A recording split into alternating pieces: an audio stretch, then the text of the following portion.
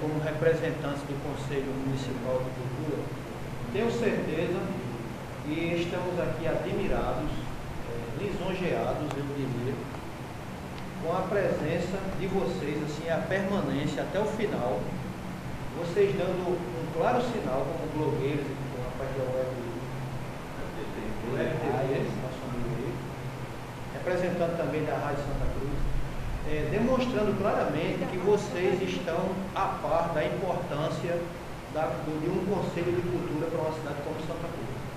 Santa Cruz, ela tem entrado nas estatísticas estaduais e até nacionais por algo muito negativo, aspectos negativos, por exemplo, uma das cidades mais violentas.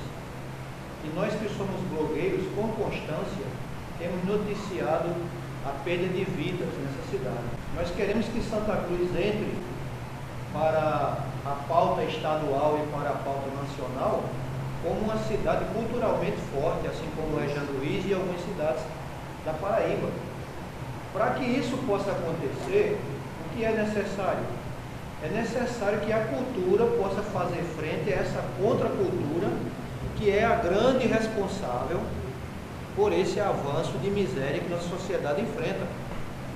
Quando vocês e eu como professor, né, também como blogueiro e também como artista, paro para ouvir as pessoas que estão direta ou indiretamente envolvidas com a criminalidade, a gente vê que eles têm um componente cultural, entre aspas, que motiva eles a essa prática de bullying.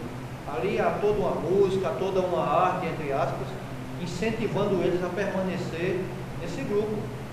Então nós temos que fazer um movimento contrário, né?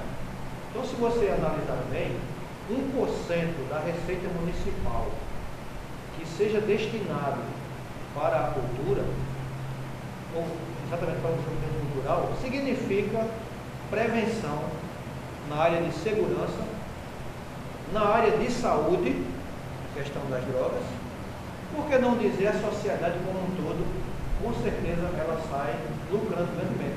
Então é 1%, né? É 1% que vai ser de grande valia, talvez seja o dinheiro mais bem empregado de um município, seja destinado para a cultura, quando a gente vê, né? Então há duas motivações, eu vejo, que leva alguém a se voltar contra um projeto desses. Um é a ignorância da importância da cultura e o outro é a consciência dos efeitos que a cultura pode ter na formação da cidadania.